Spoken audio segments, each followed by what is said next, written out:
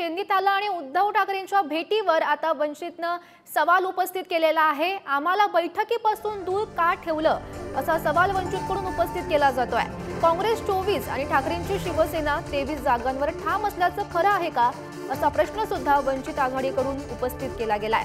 तर महत्त्वाची आणि मोठी बातमी आपण सध्या पाहतोय तर चेन्नईत आला आणि उद्धव ठाकरेंच्या भेटीवर आता वंचितकडून सवाल उपस्थित केले जात आहेत। आम्हाला बैठकीपासून दूर का ठेवलं असा सवाल वंचितनं उपस्थित केलाय।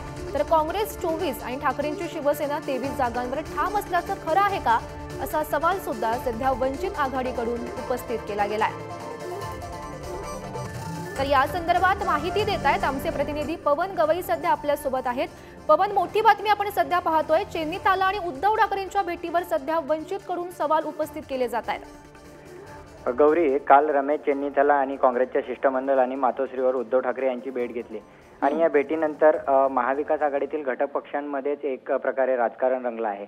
तर यावरच चेन्नईत आला आणि ठाकरेंच्या भेटीवर वंचितने आता सवाल उपस्थित केला की बघ या बैठकीपासून आम्हाला का वंचित ठेवलं, म्हणजे वंचित बहुजन आघाडी असो की शरद पवारांची राष्ट्रवादी असो, आम्हाला का वंचित ठेवलं असा सवालच आता वंचित बहुजन आघाडीकडून एक्सपोज करत केलेला आहे। आणि काँग्रेसने 24 आणि ठाकरेंच्या शिवसेनेने 23 जागांवर जो काही ठाम असल्याचा दावा केलेला आहे तर ही बातमी खरी आहे का असंही वंचित बहुजन आघाडीकडून उपस्थित केलेलं आहे।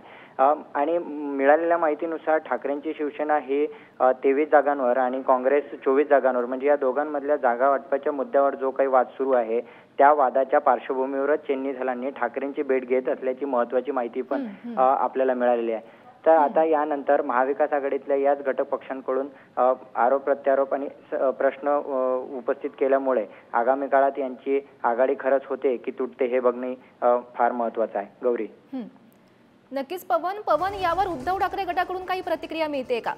सध्या स्थितीत महाविकास आघाडीतल्या कुठल्याही नेत्यांनी यावर प्रतिक्रिया दिली नाही। वंचितने आताच एक्सपोज करत हा सवाल उपस्थित केल्याने यात राजकारण रंगणार हे मात्र निश्चित आहे। गौरी, नक्कीच पवन, धन्यवाद दिलेल्या या